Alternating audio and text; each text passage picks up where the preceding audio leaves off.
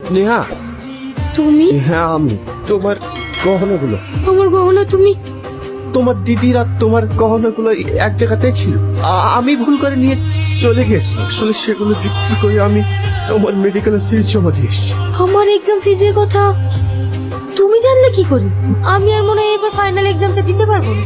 এখনো পর্যন্ত ফিস জমা দিতেই পারিনি, আর দুদিনের মধ্যেই লাস্ট ডেট। এখন আমি এতগুলো টাকা কোথায় পাবো? ওগুলো তখন কাজের নয়। তোমার দিদি চলে যাওয়ার সাথে সাথে ওগুলো অকেজো হয়ে পড়েছে, খালি খালি বাড়িতে পড়ে থাকবে। তার থেকে তোমার স্বপ্নটাই পূরণ হোক।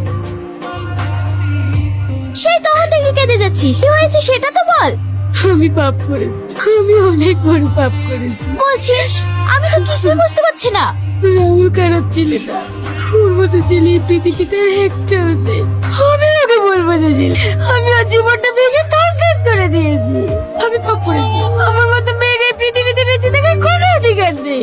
আর রাহুলের যা কিছু হয়েছে সব কিছুর জন্য আমি দায়ী। রাহুল সঙ্গে এটা করা তোর উচিত হয়নি। তুই যখন নিজের ভুলটা বুঝতে পেরেছিস, তোর কাছে এখনো সময় আছে। তুই রাহুলের কাছে গিয়ে ক্ষমা চেয়ে নতুন করে শুরু কর। আমাকে কিছু একটা করতেই হবে। স্নেহা, আমি রাহুলের বন্ধু। তোমার বাড়িতে যাচ্ছিলাম, এটা রাহুল তোমাকে দিয়েছে। ডিভোর্স পেপারটা পেয়ে খুশি তো? তোমাকে আমি বলেছিলাম না, একদিন আমি সব দোষ নিজের ঘাড়ে নিয়ে তোমাকে আমি মুক্ত করে দেব। আজ থেকে তুমি মুক্ত। কথা কি জানো, সত্যিকারের ভালোবাসা জীবনে একবারই আসে, আর বিয়ে সেটাও একবারই হয়। ভালো থেকো। বাবা, মা, রাহুল কোথায়? কি হলো? কথা বলছেন না যে?